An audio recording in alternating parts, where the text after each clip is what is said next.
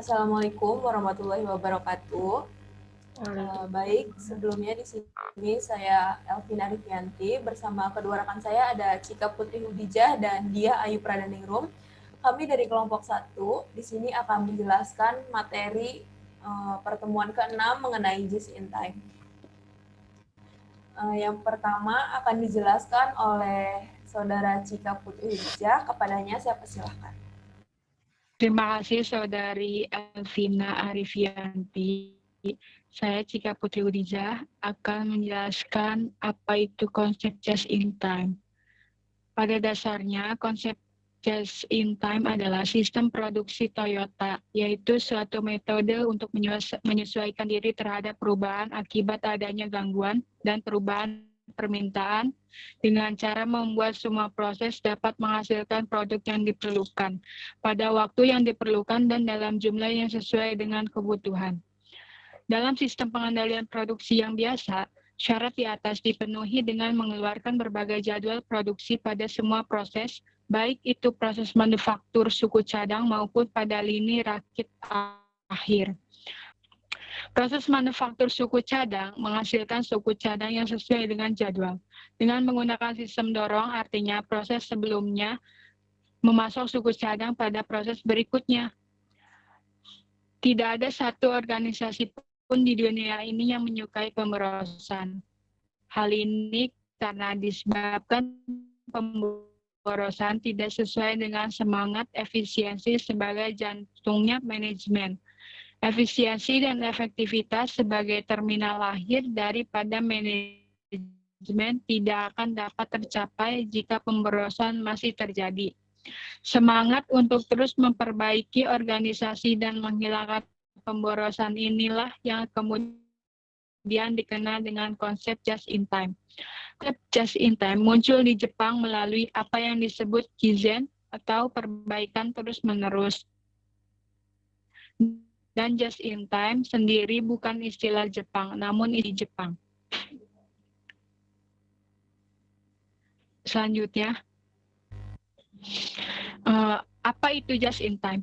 Just in time adalah suatu sistem produksi yang dirancang untuk mendapatkan kualitas, menekan biaya, dan mencapai waktu penyerahan seefisien mungkin dengan menghapus seluruh jenis pemborosan yang terdapat dalam proses produksi sehingga perusahaan mampu menyerahkan produknya baik barang maupun jasa sesuai kehendak konsumen tepat waktu. Just in time juga berarti filosofi manajemen dari pemecahan masalah yang berkelanjutan dan dipaksakan, sehingga pemasok-pemasok dan komponen ditarik melalui sistem untuk menunjukkan di mana dan kapan mereka dibutuhkan. Filosofi manajemen yang berusaha untuk menghilangkan pemborosan pada semua aspek dari kegiatan-kegiatan produksi perusahaan, maka sasaran utama just in time adalah meningkatkan produktivitas sistem produksi atau operasi dengan cara menghilangkan semua macam kegiatan yang tidak menambah nilai atau pemborosan bagi suatu produk. Sasaran just in time menitik beratkan pada continuous improvement untuk mencapai biaya produksi yang rendah, tingkat produktivitas yang lebih tinggi, kualitas dan reliabilitas produk yang lebih baik, memperbaiki waktu penyerahan produk akhir, dan memperbaiki hubungan kerja antara pelanggan dengan pemasok. Selanjutnya, tujuan dan manfaat just in time. Menurut Hansen dan Mowen, tujuan dari just in time memiliki dua tujuan strategis, yaitu untuk meningkatkan laba dan untuk memperbaiki posisi bersaing perusahaan. Sedangkan menurut Gaspars, dalam Kuzat Mono, tujuan just in time adalah untuk menghasilkan produk pada tingkat kualitas dan kuantitas yang prima melalui cara yang paling efisien dan ekonomis serta tepat waktu, yaitu pada saat produk tersebut dibutuhkan oleh konsumen. Tujuan sistem produksi just in time lainnya adalah untuk menghindari terjadinya kelebihan kuantitas atau jumlah dalam produksi, persediaan yang berlebihan, dan juga pemborosan dalam waktu penungguan. Manfaat just in time, yang pertama, berkurangnya persediaan, biaya berkurang, investasi pada persediaan. Dua, meningkatnya pengendalian mutu, pemasok lebih komit, Manfaat just in time lainnya yaitu mengurangi ruangan gudang untuk penyimpanan barang, mengurangi waktu stuck dan penundaan jadwal produksi, mengurangi pemborosan barang rusak maupun barang cacat dengan mendeteksi kesalahan pada suhu, menciptakan hubungan yang lebih baik dengan pemasok. Selanjutnya, layout pabrik yang lebih baik dan pengendalian kualitas dalam proses. Mungkin itu yang saya sampaikan. Selebihnya saya serahkan kepada moderator. Baik, terima kasih Cika. Materi selanjutnya akan dilanjutkan oleh saudara Dia. Kepadanya saya persilahkan. Baik, terima kasih kepada Saudari Elvina yang telah memberikan kesempatan saya untuk menjelaskan materi selanjutnya. Materi selanjutnya itu ada peranan just in time. Nah, yang pertama itu ada meningkatkan laba. Nah, dengan diterapkannya konsep just in time ini pada perusahaan, maka perusahaan ini akan mendapatkan laba yang besar. Karena yang telah dijelaskan oleh Saudari Cika tadi, konsep just in time itu kan menitik beratkan pada menitik beratkan pada biaya produksi yang rendah gitu. Maka dengan biaya produksi yang rendah ini maka akan meningkatkan laba yang besar. Terus yang kedua itu ada meningkatkan posisi persaingan perusahaan. Gimana sih cara mencapainya itu? Cara mencapainya itu melalui yang pertama itu ada pengendalian biaya. Pengendalian biaya itu baik biaya produksinya maupun biaya pembelian stok ataupun bahan baku. Terus yang kedua itu ada peningkatan kualitas. Peningkatan kualitas ini itu baik pada produk yang dihasilkan oleh perusahaan itu sendiri gitu. Maka kualitas yang dihasilkan itu bagus gitu, apa lebih baik apa gimana gitu. Terus yang terakhir itu ada perbaikan kinerja kualitas. Selanjutnya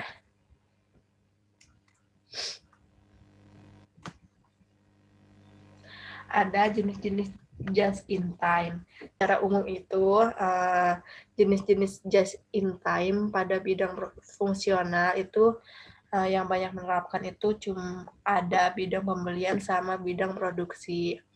Kenapa sih cuma ada bidang pembelian sama bidang produksi saja, nggak bidang penjualan ataupun bidang pemasaran nggak menggunakan konsep just in time ini?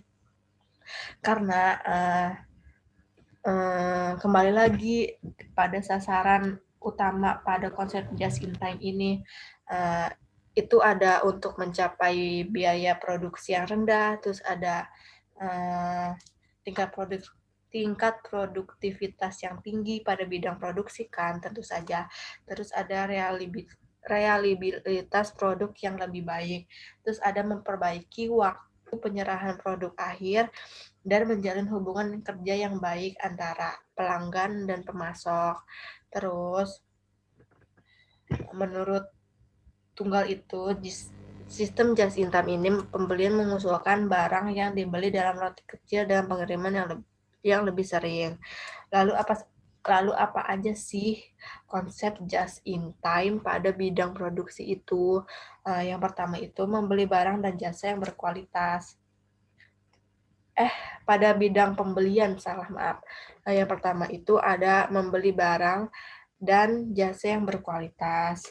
Terus ada mengusulkan barang yang dibeli itu dalam ukuran yang kecil, namun dengan pengiriman yang sering dilakukan gitu.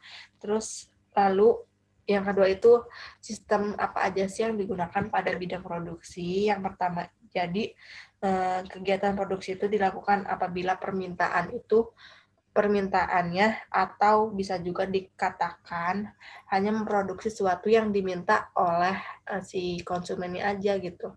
Jadi mereka itu memproduksi barang yang kuantitasnya dipesan oleh konsumen gitu. Selanjutnya ada kelebihan dan kelemahan just in time. Yang pertama itu seluruh sistem Yang kelebihannya itu ada seluruh sistem yang ada dalam perusahaan dapat berjalan lebih efisien. Maka dengan diterapkannya si konsep just in time itu, maka si perusahaan itu akan berjalan waktunya itu lebih efisien gitu. Terus yang kedua ada pabrik mengeluarkan biaya yang lebih sedikit untuk memperkerjakan para stafnya. Yang ketiga ada barang produksi tidak harus selalu dicek atau disimpan atau diretur kembali. Karena si produksi itu kan hanya memproduksi barang yang diminta, maka dengan cara itu kualitasnya itu akan terjaga dan tidak adanya retur. Terus yang keempat itu ada kertas kerja dapat lebih sederhana. Yang kelima itu penghematan yang telah dilakukan dapat digunakan untuk mendapatkan profit yang lebih tinggi. Terus ada kelemahannya nih. Kelemahannya itu ada tingkat order atau pesanan ditentukan oleh data permintaan historis. Terus jika permintaan naik itu melebihi dari rata-rata perencanaan historis pada perusahaan itu, maka persediaan itu akan habis atau akan mempengaruhi tingkat pelayanan konsumennya itu sendiri. Selanjutnya, ada perbedaan sistem just in time dengan sistem tradisional. Just in time itu persediaannya tidak signifikan, sedangkan tradisional kebalikannya, persediaannya itu signifikan gitu.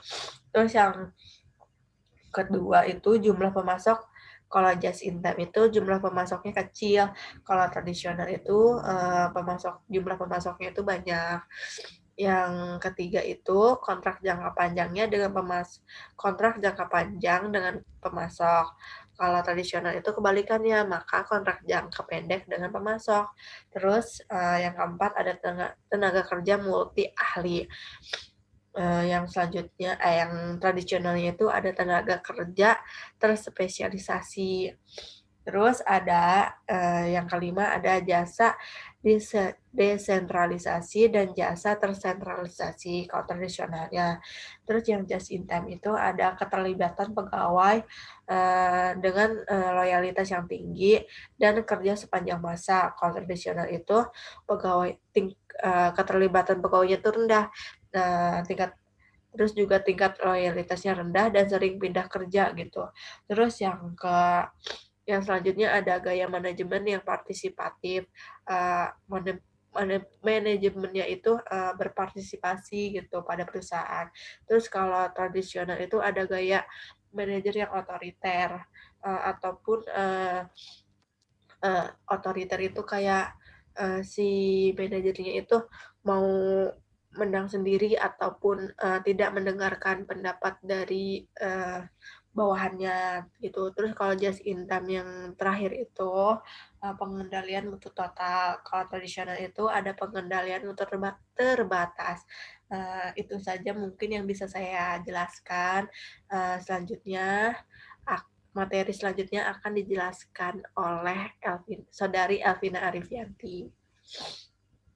Baik, terima kasih dia. Selanjutnya saya akan menjelaskan mengenai elemen penting sistem just-in time. Ini dibutuhkan adanya kerjasama dari beberapa elemen penting. Nah, elemen-elemen itu ada flexible resource, cellular layout, full system, quick setup, quality at the source, dan supplier network. Yang pertama ada flexible resource. Di sini maksudnya karyawan dalam lingkungan just in time itu harus memiliki kemampuan ganda dan fleksibel. Selain karyawan, dia juga harus bisa memelihara dan memperbaiki apabila ada masalah terjadi terhadap mesin atau peralatan itu. Yang kedua ada cellular layout. Dalam sistem just in time ini, mesin-mesin itu diatur sedemikian rupa, ditata dengan pola seluler untuk tujuan efisiensi, sehingga dapat mengurangi berbagai pemborosan. Setiap selnya itu dirancang untuk memproduksi satu produk tertentu. Yang ketiga ada pull system. Dalam pull system ini, proses produksi akan ditentukan oleh adanya permintaan dari konsumen. Jadi kayak full system ini sistem tarik. Jadi kalau ada permintaan dari konsumen, dia baru memproduksi barang yang dimintanya itu. Yang keempat itu ada quick setup. Setup itu aktivitas yang terdiri dari menyiapkan bahan, mengubah setting mesin, mempersiapkan peralatan, dan melakukan pengujian. Nah, dalam sistem just in time ini sendiri, setup yang berulang-ulang itu sudah tidak diperlukan lagi karena mesin itu sudah dirancang dalam untuk satu jenis produknya. Yang kelima itu ada small lot production. Seperti yang sudah dikatakan pada full system sebelumnya, kalau perusahaan ini hanya akan membuat pesanan itu sesuai apa yang diminta oleh konsumen. Akan tetapi produksinya ini dalam jumlah yang kecil, karena untuk mengurangi biaya-biaya yang tidak perlu seperti biaya gudang, biaya pemeliharaan barang, biaya penyimpanan, dan lain-lainnya. Yang keenam itu ada quality at the source. Barang cacat itu dapat menimbulkan masalah besar dalam lingkungan just in time. Jika ada produk jadi yang dihasilkan mengandung produk cacat, perusahaan itu tidak bisa mengirimkan barang yang diminta oleh konsumen dan harus mengulang kembali untuk mengganti produk yang cacatnya saja. Jadi sehingga ada penundaan nih pengiriman barang kepada konsumennya dan bisa jadi konsumen ini kecewa pada perusahaan ini. Jadi dalam lingkungan just in time ini, kualitas itu merupakan elemen yang sangat penting di samping elemen yang lainnya. Yang ketujuh itu ada supplier network.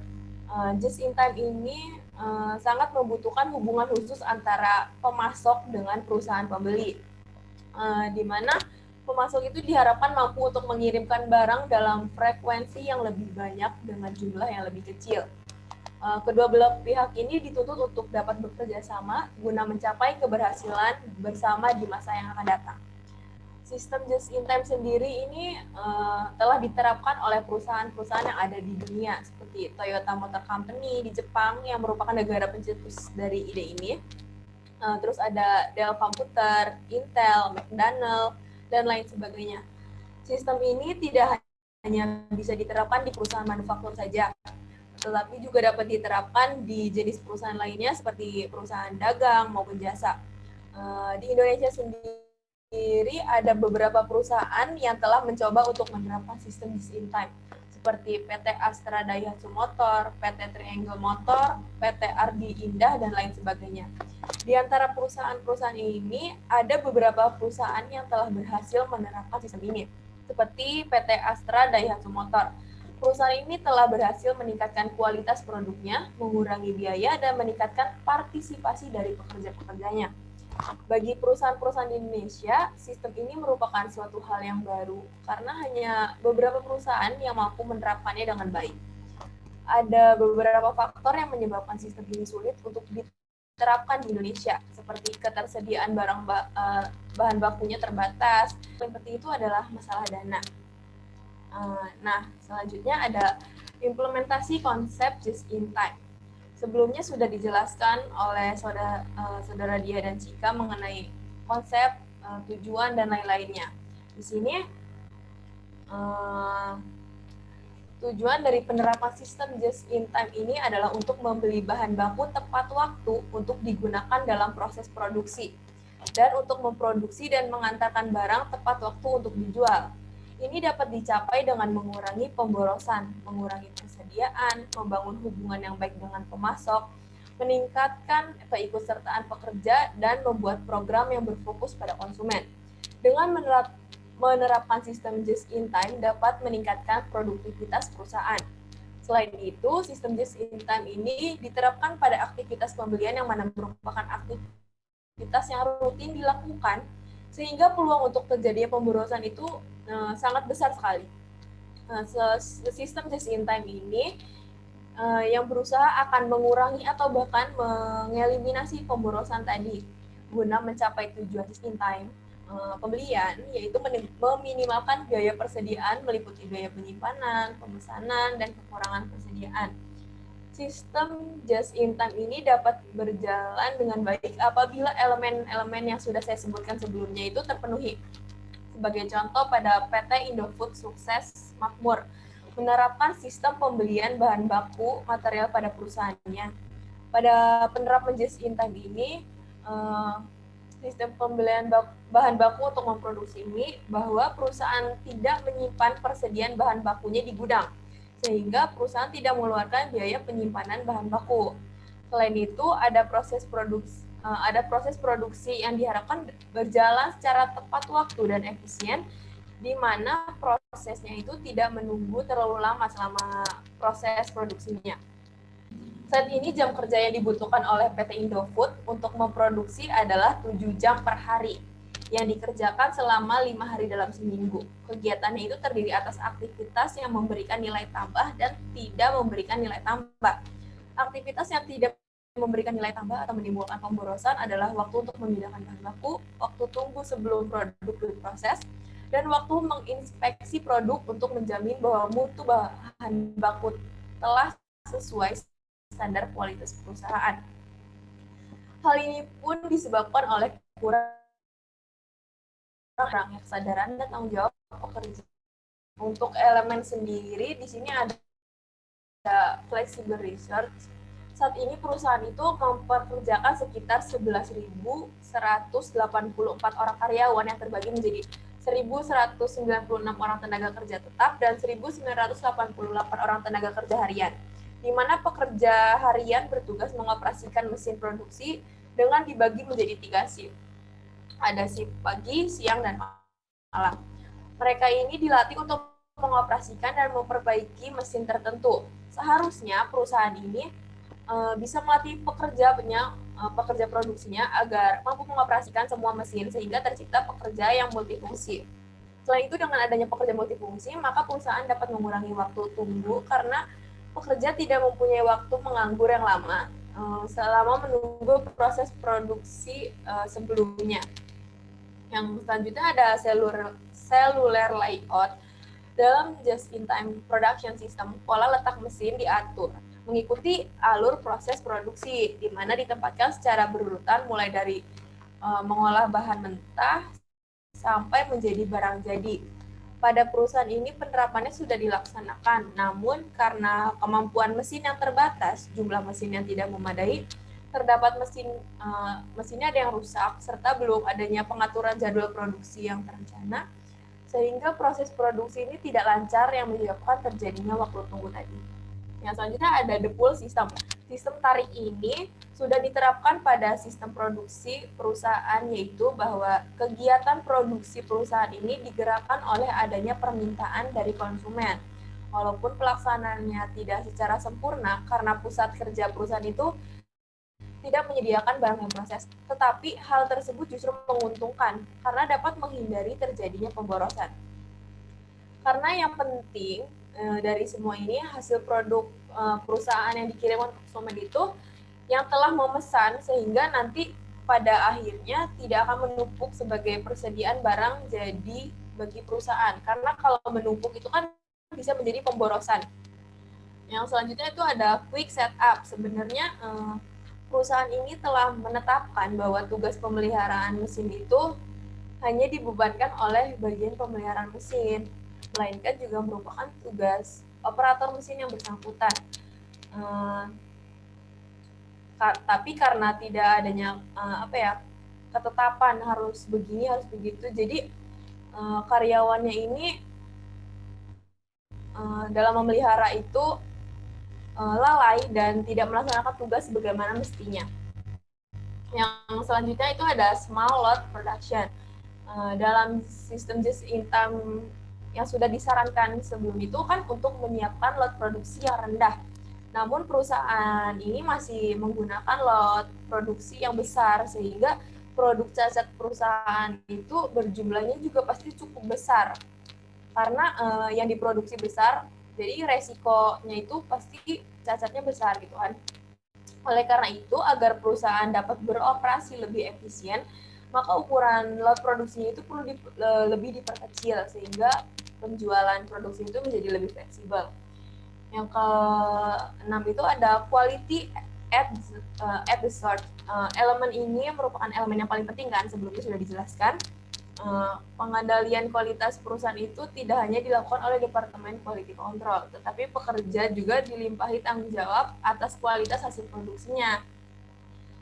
Jadi perusahaan ini masih bisa dibilang masih melakukan pemborosan, di mana adanya barang cacat yang dinilai cukup banyak, apalagi jika diadakan pengerjaan ulang, itu pemborosannya pasti berkali lipat.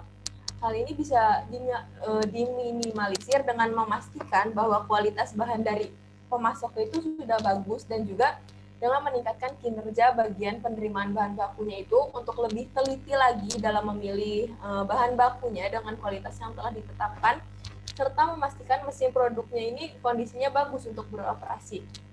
Selanjutnya ada supplier network.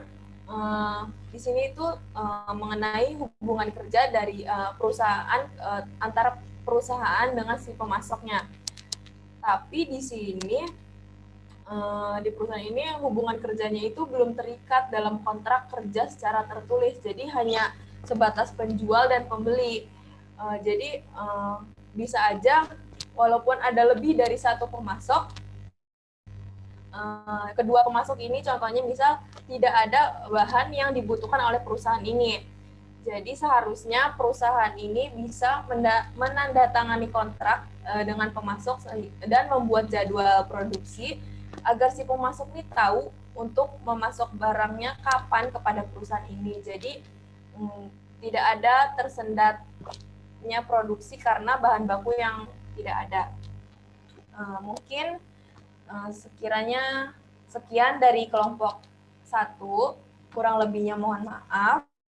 Wassalamualaikum warahmatullahi wabarakatuh.